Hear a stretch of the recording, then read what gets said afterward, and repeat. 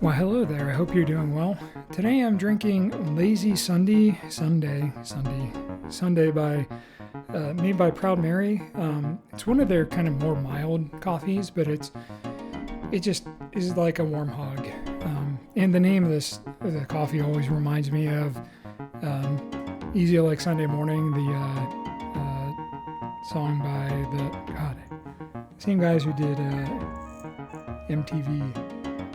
Sultans of Swing. I can't remember the name. I'll put it here whenever I find it. So today we're going to be digging into the book If Anyone Builds It, Everyone Dies, written by Eliezer Yudkowsky and Nate Soares, published in 2025.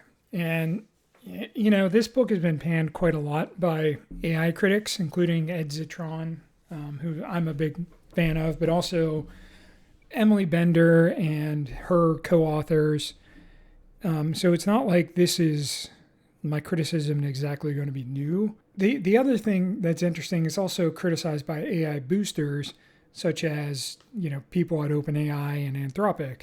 So it's like this subset of AI doomerists that have written this and taken everything to the extreme. You know, and to some extent the whole Elon Musk and Sam Altman lawsuit are basically about this sort of thing, where Musk is arguing that the whole point of OpenAI was to ensure that AI was safe. And, you know, then Musk went on to create Grok, which really just exposed the lie behind that, because he was really more interested in control than anything else. If you're a fan of Behind the Bastards like I am, you probably saw an episode that referenced the Eliezer Yudkowsky.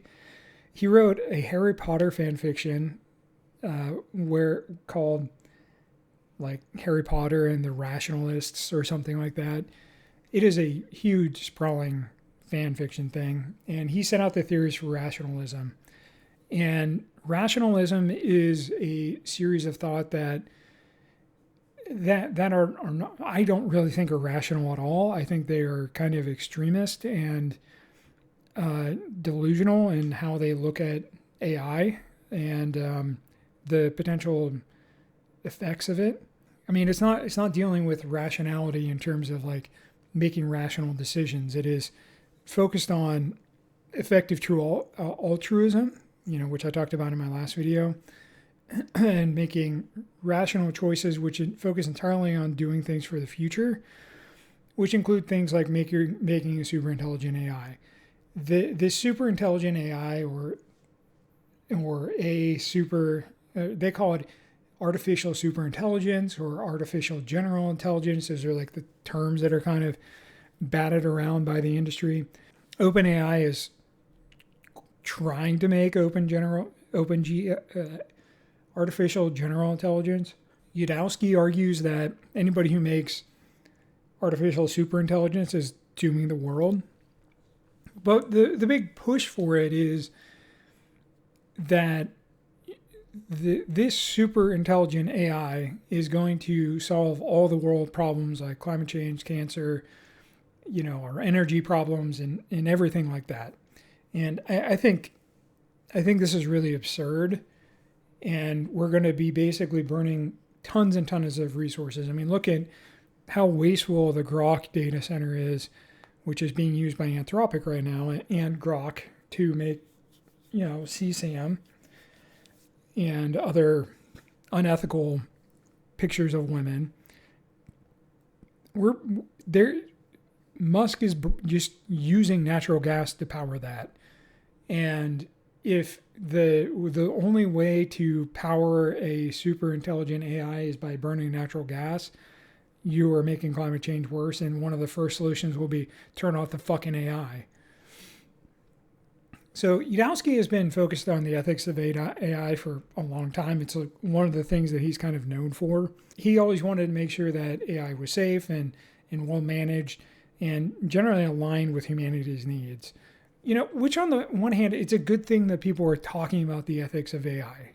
But the problem is he is talking about the ethical behavior of an AI, not the ethical behavior to get to an AI, which I kind of struggle with. If you're unethical in making an AI, you can never make an ethical AI, or your organization is not going to be enabled to make an ethical AI. So I think that there's some just limitations that they are missing, first of all. Yudowsky and Soares make some extremely odd claims in this book. First, he claims that humans' brains are limited based on the skull size that women can give birth to, which is wrong because our skulls continue to grow after we are born. Our brains continue to grow after we are born. Our brains are relatively underdeveloped. And I think the other thing is that what people are starting to recognize is that there are a lot of different types of intelligence, and it's not just the size of the brain that matters. It's also how the brain is structured. This goes back into, going back to some of my old videos about sentience, which I like talking about because I find it an interesting topic. It's directly applicable here. Birds, which, there's a reason why they mockingly call someone dumb a bird brain. They have very small brains. Like a crow is incredibly intelligent, is probably sentient, might even be sapient. And that has nothing to do with the limitation of, the hips of the, how big an egg is whenever the bird is born. Like birds, we all know what a bird egg starts out as is a fucking yolk with this little thing next to it. And that little thing is what turns into the bird. So you can't even really argue that the size of an egg is going to be limiting the size of things. I mean, yeah, sure, it's going to limit the overall size of the animal.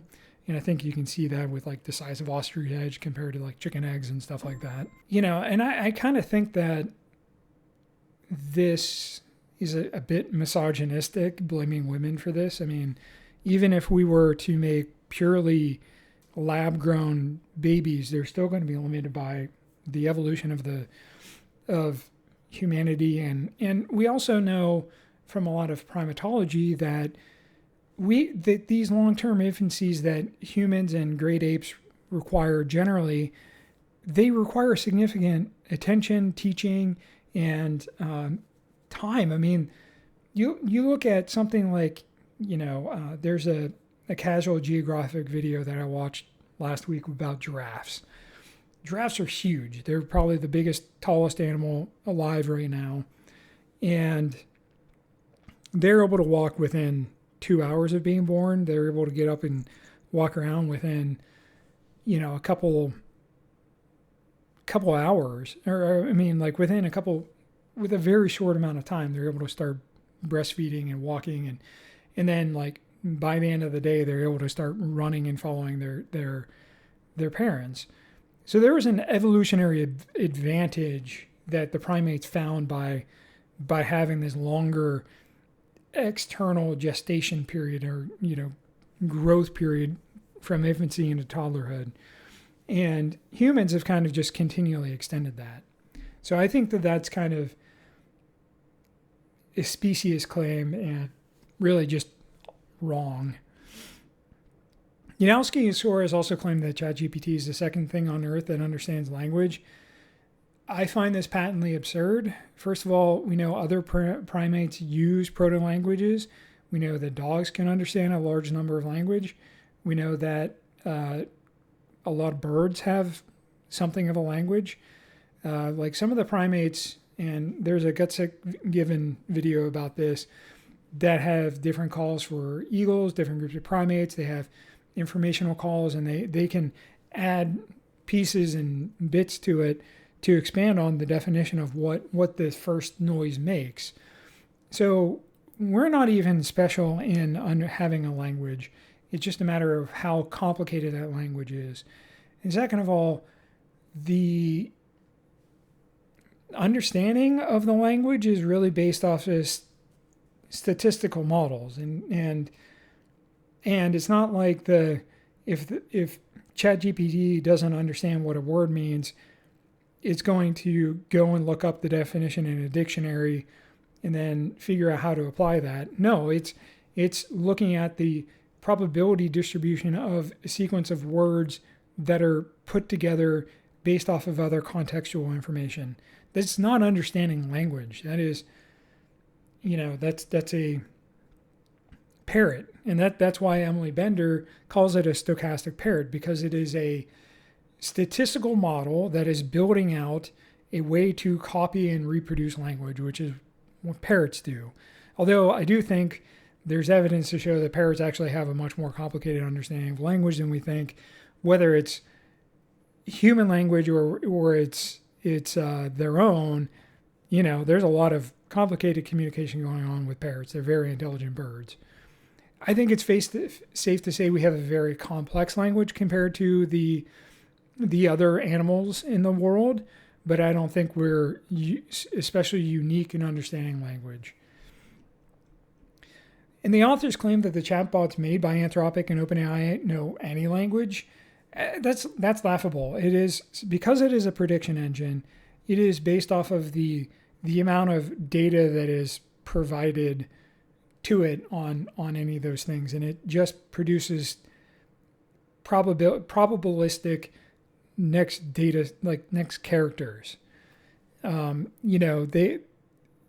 even explain this in the book, where they explain that if you send a prompt once upon a TI or TIE, the algorithm will use the data it has to determine the next character. And basically this is what the tokens are. You've probably been hearing a lot about tokens, where tokens are how like everyone's token maxing, or people are paying by the token now. A token is essentially a partial word or punctuation. And the more tokens that something is required to store in memory means that is the more characters or more blocks of text that model is forcing to remember. And since models are based off of like $5 per million tokens, that's a lot of words. I mean, like, if it's a half a word or 2/3, I think somewhere they said it's 3/5 of a word. So, if you think about that, and that's a million, that's like 600,000 words that are in memory. That is like, I would say 120,000 is a 200-page book, a 300-page book. So you're looking at like 1,000 to 1,500-page book with 600,000 words. So that's a lot of information that ChatGPT can store in its memory or store in using in the context. So the context, that all matters. And that's why these AI seem to hallucinate the more they go, because it is trying to pull in more and more context. And then because the context can lead to different buckets of information that it can pull from, it can lead to other sorts of hallucinations. So, as I've said, this is why the AI Con, the book that Emily Bender wrote, is called it a stochastic process or synthetic text extrusion machine. It's essentially parroting the data set that is likely to solve the specific problem in hand. That's why, when people identify things like M dashes as popular AI feature, it's because well-written articles, scientific articles, books, and news stories edited by professionals use those things, and that is the underpinning for LLMs. The really the best writing is what is most likely to drive the most statistical probability around things. Though, once you get far away from asking something that is reasonably based off of a text like a book, and it's more around relational things, then it starts pulling from things like Reddit, where there's a much more personal connection between things. The authors go on to conflate algorithm goals with wants, and they call this out as like, they don't really like using this, but this is the best way to describe it. I think this is dangerous. If you've ever used Excel Solver or the GoalSeek tool, it is the same sort of thing. You're trying to solve a series of equations that are given different weights, and you are trying to have this series of matrix math solve these related equations. So, you have in industrial engineering, where I got my undergrad, this was called operations research, and essentially is linear algebra required by maximizing a specific goal equation while constrained by other equations. So if you want to maximize a profit based on selling part A and B, which cost $13 and $25 respectively, you make an equation like this. And you're trying to maximize this. But if you don't have a constraint, it doesn't really mean anything to maximize that. You just say, well, make infinite of each, and then you maximize your profits. But let's say you're limited by the equipment that makes these. So you need to manage two tools to optimize production. So let's say tool runs can run for 8 hours a day and make part A and takes 15 minutes, while part B takes 30 minutes, and tool 2 can run for 12 hours and it takes part A 10 minutes while it takes part B 45 minutes. How would you maximize profit? You set up these series of equations, and then you'd work to solve them together using linear algebra, or you could substitute one in the other, and you make 16 parts of part B and 0 of part A, assuming I did the math right. And that is how you would get the maximum amount of profit based off the constraints of the tools. These constraints or goals are what the authors of this book are telling you their systems wants.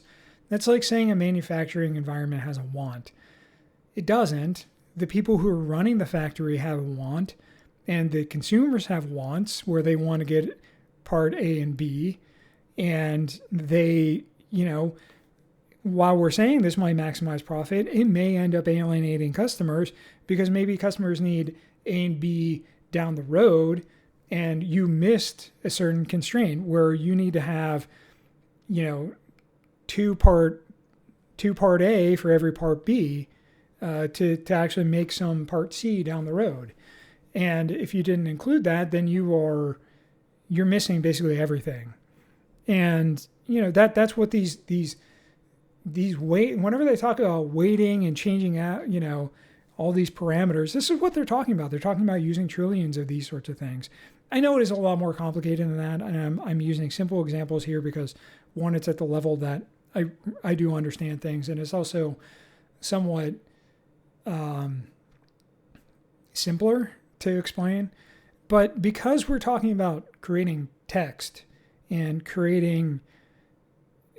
building based off of a probabilistic distribution, which there's, what I'm talking about is a very clear deterministic answer. If you go through the calculation every time, it's going to give you the exact same response every time. But if you're doing something that has a text-based response, then things are going to have a probability distribution, and depending on how things line up and what slight differences in the token responses are, you're going to end up with a different response, and you can't know that ahead of time. That's what non-deterministic means.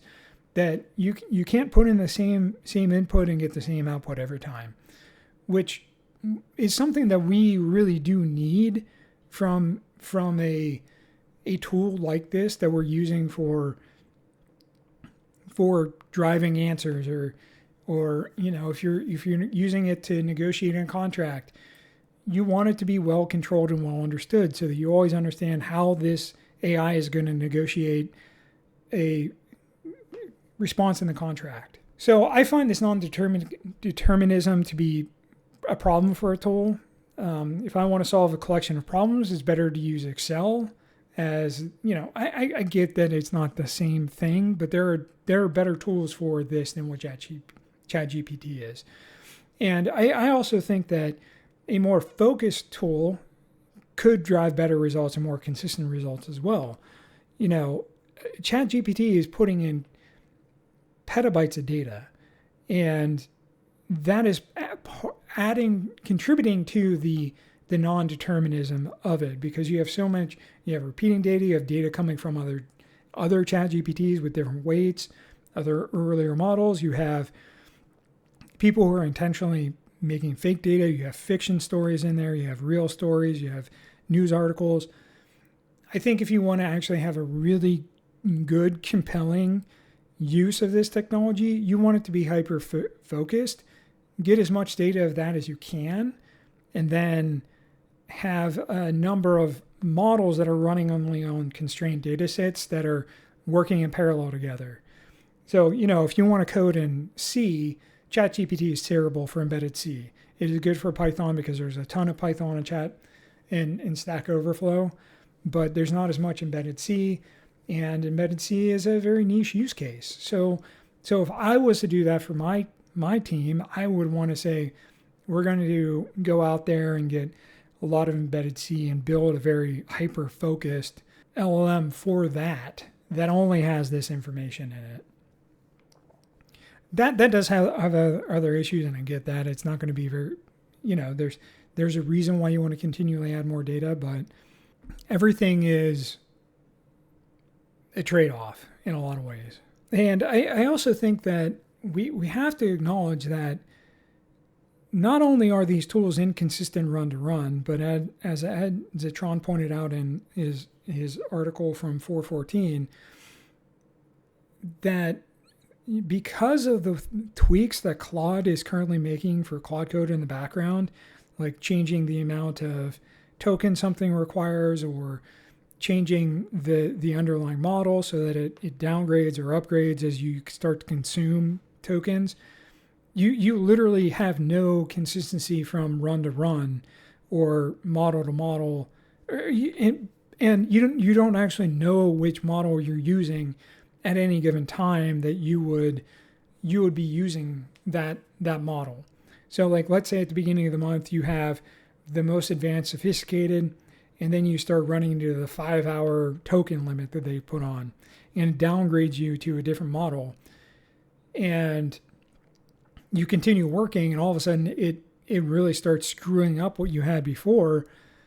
So then can you trust any of it? And I think that's a serious problem. Because engineers are able to control things as much as they are, and I think Elon Musk is another example of this, that whenever somebody says that it's just, it's data, it's math, it's AI, it's true and objective, we have to look at that with significant skepticism. Because if somebody's able to go in there and real time adjust anything to get things like, like how Grok used to spin out white genocide theory, if you can manipulate the AI to do that, how can we say that it is a true mathematical model at that point that is just data and it's, perfect? It's not. It's everything is a human decision. The weighting is a human decision, trying to get some sort of behavioral output from it. And I think because of the way that things are being changed, you're not using the same LLM, and I think the authors of this book would agree with me. It's not solving for the same thing. It's solving for different things. It has different goals. It has different constraints. And I think that really is important as we look at these sort of things. This is where a weak arguments gets extrapolated out of what's reasonable. The authors essentially claim we can never know what an artificial superintelligence wants, because we never know what any given model is doing. Its goals will be completely alien and will optimize for something that's incredibly obtuse. ASI, as they call it, is their term in terms of instead of artificial general intelligence.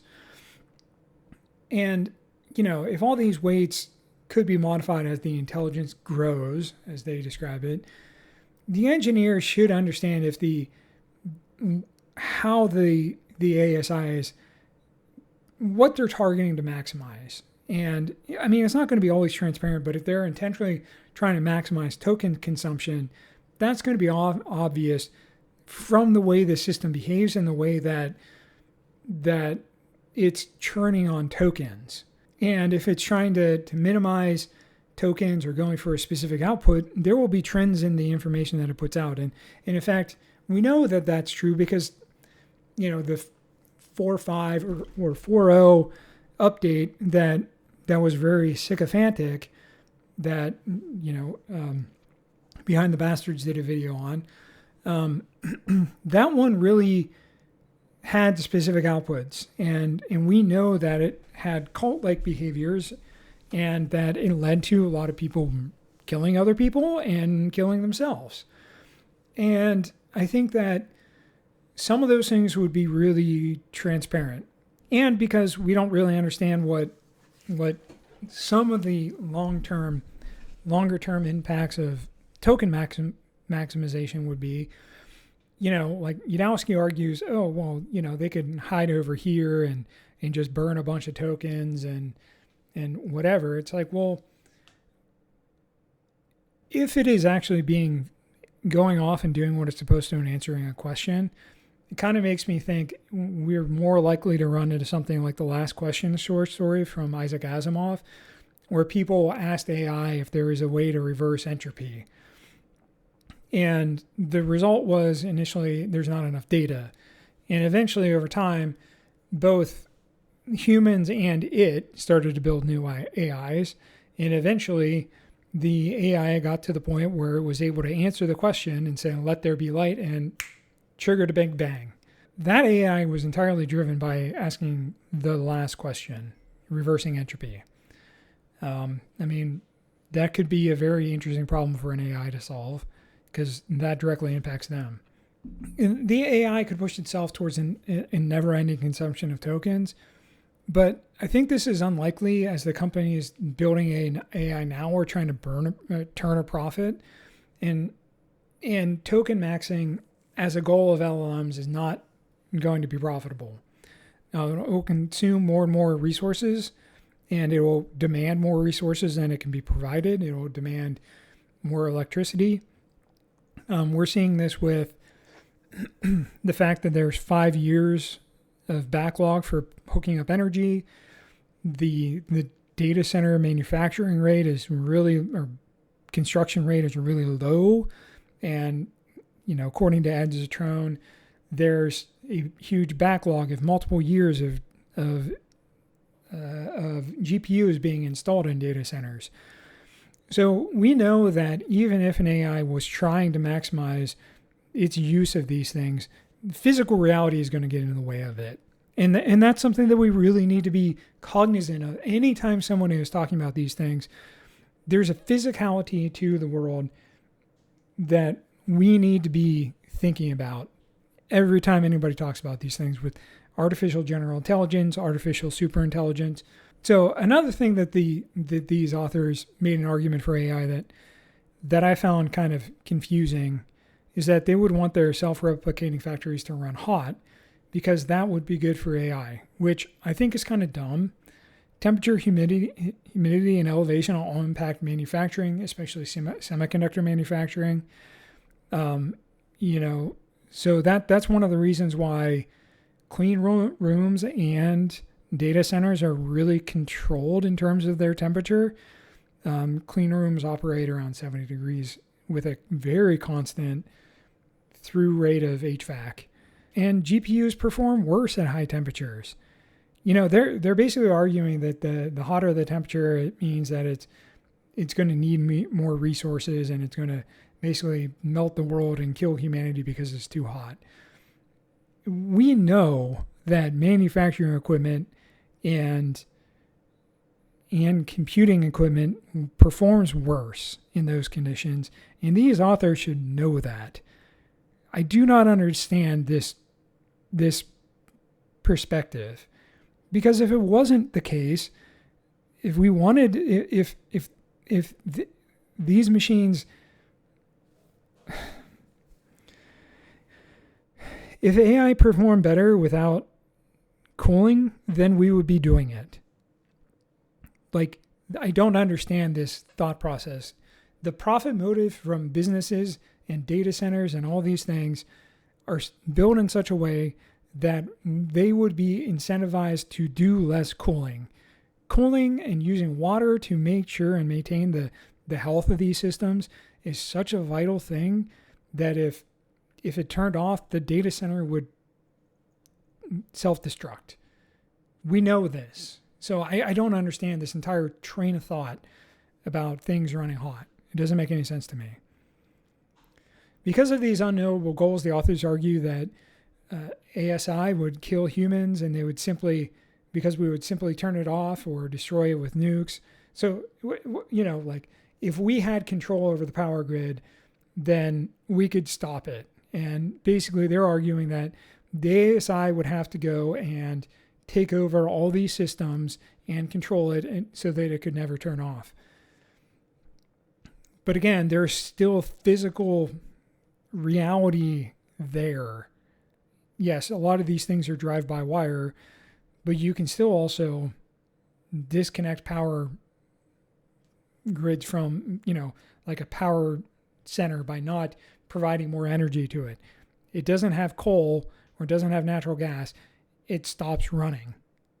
Unless everything is autonomous, including the delivery and like everything in the entire infrastructure is, which these guys of course are claiming that could happen once you make ASI. It's just not reasonable right now or anytime in the near future. These guys are claiming that it would easily take over the entire internet and lock humanity out of touching anything. It would disconnect itself from us while continuing to power itself. I mean, really, this does assume it's using nuclear power, but even that, there are still limitations to how long the fuel rods work and how you have to treat and behave the fuel rods and how they have to behave. They keep saying how there's going to be physical bodies to manage the sites themselves.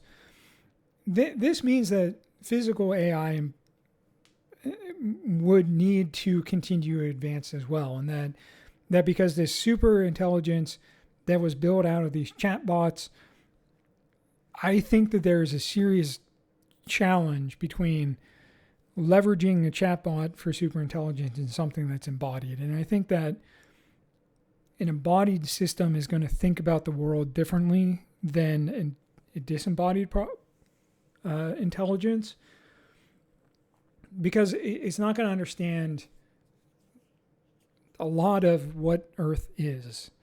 It will maybe conceptually because it's in the books, but I just feel the materiality of our world requires much more physical AI than what these authors are considering. Why would we assume the expenditure of energy on wiping out the energy would be worth it for ASI? We could just be cut out of everything and the internet would be gone and we go back to the early 20th century, kind of out of nowhere. And a lot of people could die from this. I'm not saying that there's not going to be any repercussions for that, but unless it destroys the way that our current grid structure works, which is designed for humans and humans first, I see it very challenging to push us out of everything. Part 2 of this book is really them going through their doomsday scenario, which there are some issues with it. First of all, it starts out with this AI Sable thinking differently. And that's the biggest challenge I have with this part, and it's the critical first part. How does the AI know it's getting answers correct? It's that these are always the correct answer, and that it understands that they're correct, and that it builds a model to help understand that it's correct. The thing with a stochastic model is that it's a probabilistic, because there is no perfectly correct answer in some of these things. You just want a consistent answer. I mean, because there's a distribution. Everything is a probabilistic distribution unless you're solving a math problem. And whenever you start thinking, how do you know that you are thinking correctly? How do you know you're making the right decisions? Decision science in terms of both at a individual level, at a corporate level, or at a global level is one of the most researched areas. And in business and in some of the sciences, and we do not know how we make correct decisions. Why do we think that an AI is going to figure out how to make correct decisions? And if it's using another probabilistic engine to determine if it's making a correct decision, how does it know that it's going to be correct? You know, in Dungeon Crawler Carl, he kind of explores a little bit of this with the AI that's analyzing things and coming up with probabilities of likelihoods around things, and people continually break that model in the story, and probabilities can only get you so far with things. You know, so just to help you understand, a probabilistic or stochastic models are used, or Markov chains, which are used in these sort of models, they're used in Google Map. So if you want to get from A to B, it creates a probabilistic model based off of, here's what the traffic distribution is between these various different nodes. And those nodes are decision points in different routes that you could take. And so it uses distance, it uses different things. There's a lot of constraints that it puts on each one of these nodes. And what is interesting is that it starts at the end and identifies different paths and provides you with the one that it identifies as the shortest path based on probability. And we know from our experience, having driven all those routes, it doesn't know everything. It doesn't know that there's construction, that there was cops, or that there was a crash whenever it did this route. And all of a sudden, that's why it does the reroute, where it's like, oh, it's got a faster route, because it's still continually recalculating that. But it also sometimes recalculates it because it can find a minute savings. And do you want to just add all these additional things to your route just because? A lot of times you don't want to. So who made the right decision there, and how would we say that it made the right decision? It's trying to solve a goal, and it made the best outcome for that goal. Whether that was a right decision or not is something that we have more information about and can make a judgment call on. In my opinion, the trends for LLMs at this point is that they're generally consuming worse or performing worse. They are using more tokens. They're failing to solve the problems that they used to solve and answer correctly. They're obsequious in a way that's causing AI psychosis, and they refuse to accept being incorrect. It takes users several times to convince an AI that it was actually incorrect in whatever the answer was to a prompt. And that's not even guaranteed to make sure that as you continue working with it, it's going to remember that it was wrong instead of giving you the wrong answer. This isn't something that is just getting better with more data and more data parameters and more weights.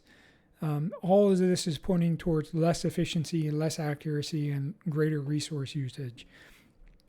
I think this is important as the authors continually point out the difference in AI models through sheer counts of parameters, weights, and GPU transistors. As the greater the number for all of this, the better that it is. And the more of all these things, the less the human brain can compare to these things. And they keep saying there's trillions of this, billions of that, as if the sheer number of these things is part of what makes the likelihood of ASI more likely. But I don't think it is. I think our brains don't work like that.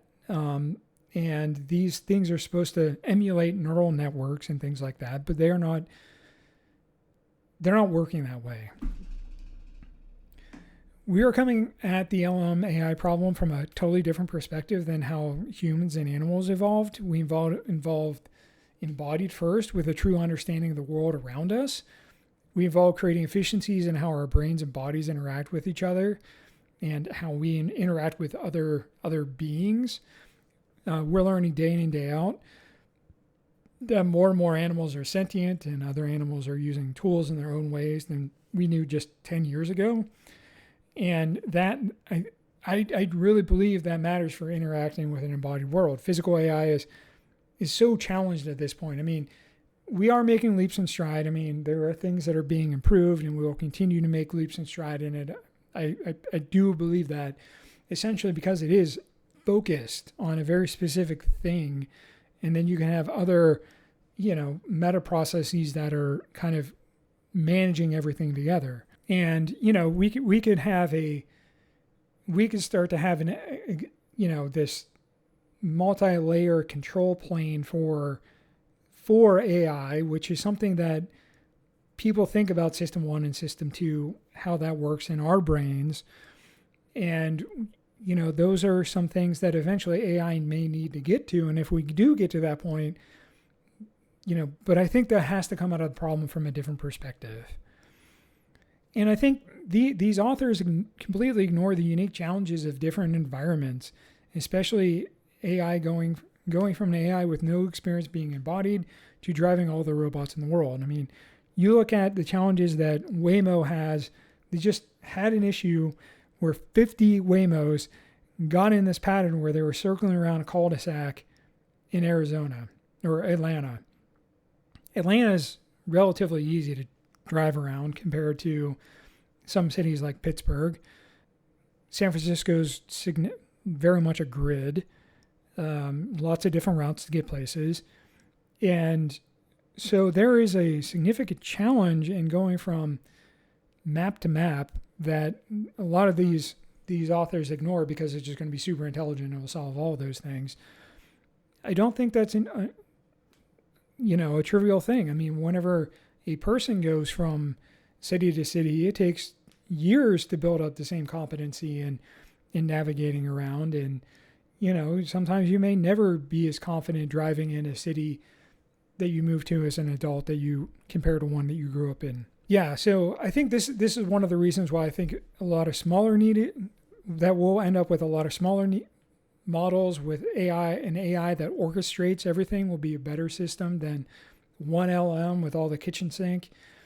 I think that there's a lot of interesting opportunities with that, and I'd be interested in people building some of that. I also think that these guys have a total misunderstanding of the way the brain works. They call it prediction and steering, which isn't how our brain works. System 1 and 2, at least according to thinking fast and slow, work very differently than this. And we also know that left and right brain work very differently in very different ways.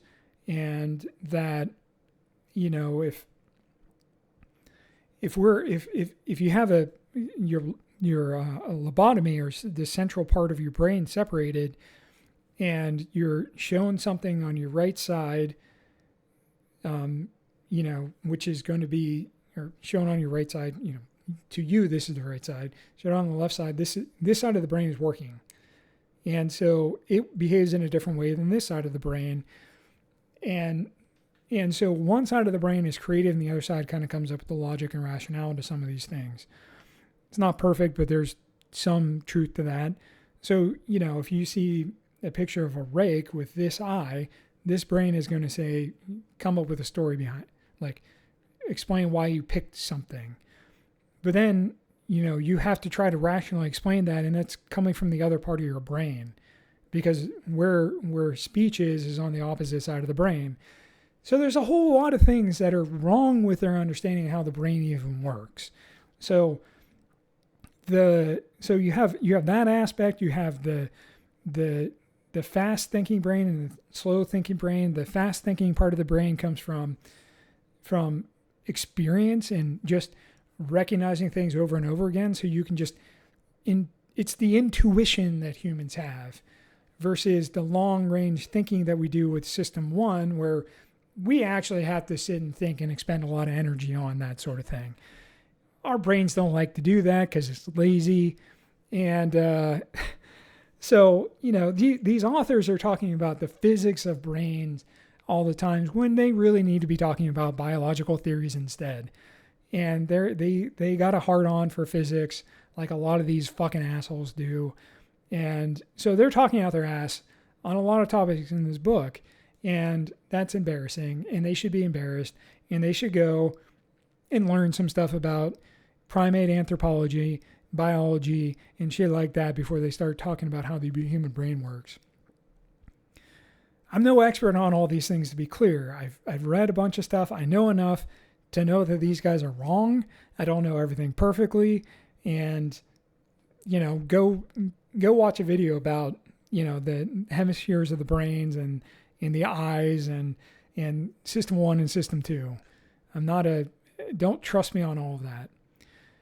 Part 3 of the book is their attempt to convince people they really should believe in this doomsday scenario, that it doesn't matter which country or company builds it. Eventually, these LLMs will lead to superintelligence that will kill us all. They argue the only way to address this is for humans to become super smart so they can solve the AI alignment issue. AI alignment is making sure the goals of an AI are aligned with humanity's goals as a whole. And that includes keeping us around. Alignment has been a big topic of discussion in the rationalist community. It's actually the reason Anthropic split off from OpenAI. The founders didn't think that the way Sam Altman managed OpenAI was taking this alignment issue seriously, which I kind of feel like Anthropic is thrown out the window, considering that they were working with the Pentagon to bomb schools in Iraq or Iran. So, whose goals are we trying to align the AI with? Is it America's? Is it all humans? Because that's something we have to consider. Is it the Muslims? Is it Christians? Is it atheists? We can't align our own goals. How can we expect to train an AI to align their goals with us? Yeah. So, I really don't understand how you can claim to be building an AI that's aligned with humanity when you use it to bomb children. That is abhorrent, unethical, and that means the alignment for that AI is fucked. Kind of as I said, the biggest issue I have with alignment is there's no single thing to align to other than keeping humanity alive. And as I said, humans aren't aligned in that. If we were, we'd be stopping climate change, and we would shut down these AI companies just because they're burning natural gas to run all these GPUs. Ben Jordan has a video where he investigated that with 404 Media. I also don't think intelligence is really the factor we need to be selecting for when we need to decide how to align the AI with humanity's needs. Engineers see problems through a specific lens, a lens which kind of leads to, I've got this hammer and every problem is a nail. We need multidisciplinary response to this. And if this is even actually a problem, we need ethicists involved in this.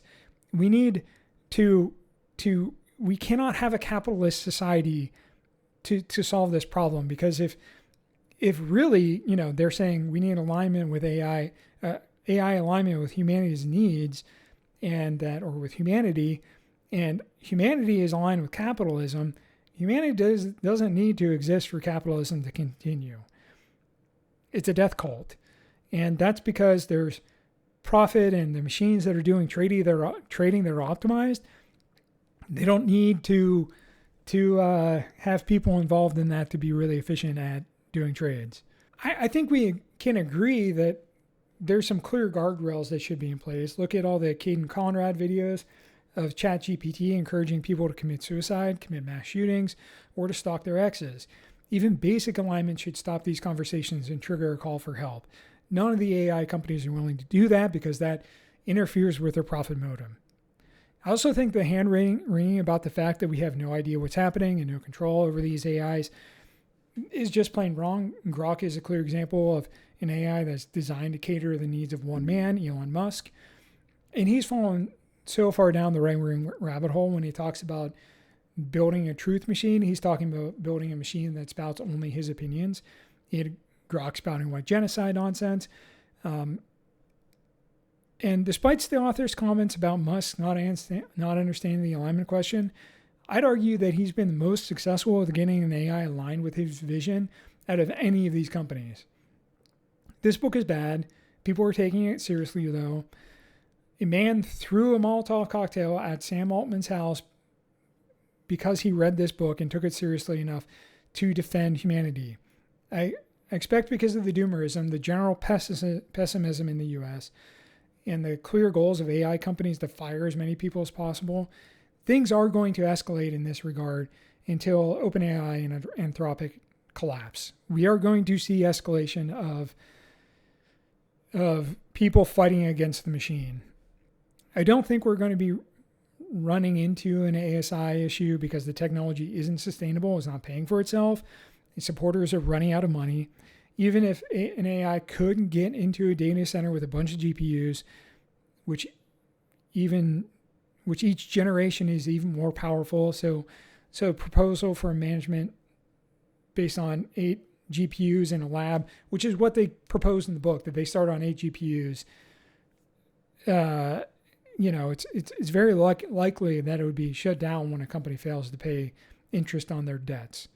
The entire AI space is going to be contracting soon.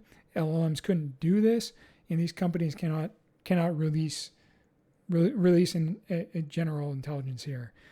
I don't think we dodged a bullet here because the bullet was shot at the companies themselves. The way they built themselves, the way things are structured, wasn't sustainable, and these guys never knew how to make a sustainable company. So they're basically going to implode first. And then once all the smoke clears, we're going to have some useful technology, a lot of GPUs on the market that are going to be sold for pennies on the dollar, and that people are going to come up with hyper-focused LLMs that are going to be used only internally within the company to do very specific things. So, do you think I'm wrong? What do you think? Have you read this book? What do you think about it? Did I miss anything? Was I too dismissive of this book? Tell me what you think below. Thank you so much for spending time with me. I really appreciate it, and I hope you have a good one.